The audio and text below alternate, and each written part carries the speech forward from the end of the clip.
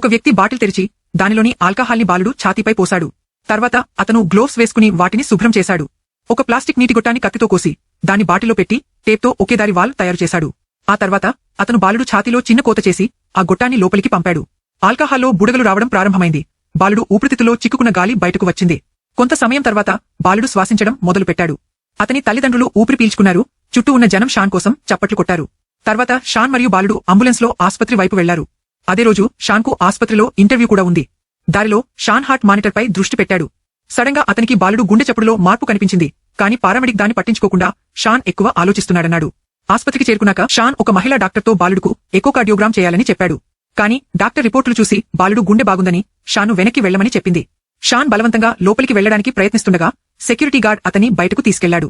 Operation రూంలో ప్రధాన surgeon Nick ఆ ఒకేదారి వాల్వ్ చూసి షాను ప్రశంసించాడు. మహిళ డాక్టర్ ఎకోకార్డియోగ్రామ్ అవసరమా అని అడిగింది. నిక్ అది అవసరం లేదన్నాడు. కానీ శస్త్రచికిత్స సమయంలో బాలుడు గుండె చప్పుడులో స్వల్ప మార్పు కనిపించింది. నిక్ మహిళా డాక్టర్ను ఎకోకార్డియోగ్రామ్ ఆలోచన ఎలా వచ్చింది అని అడిగాడు. ఆమె షాన్ గురించి చెప్పింది. సడన్ గా బాలుడు రక్తపోటు పడిపోయింది. నిక్ ఎకోకార్డియోగ్రామ్ ఆర్డర్ చేశాడు. మహిళ డాక్టర్ త్వరగా షాను వెతకడానికి వెళ్ళింది.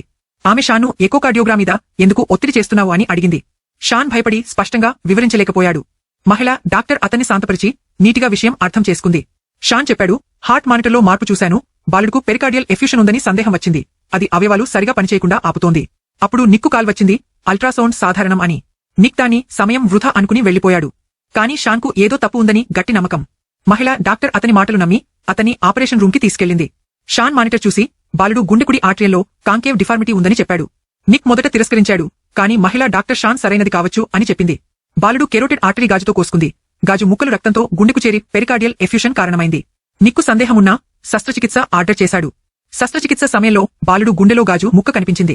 అందరూ షాన్ వైపు చూశారు. బాలుడు బతికాడు.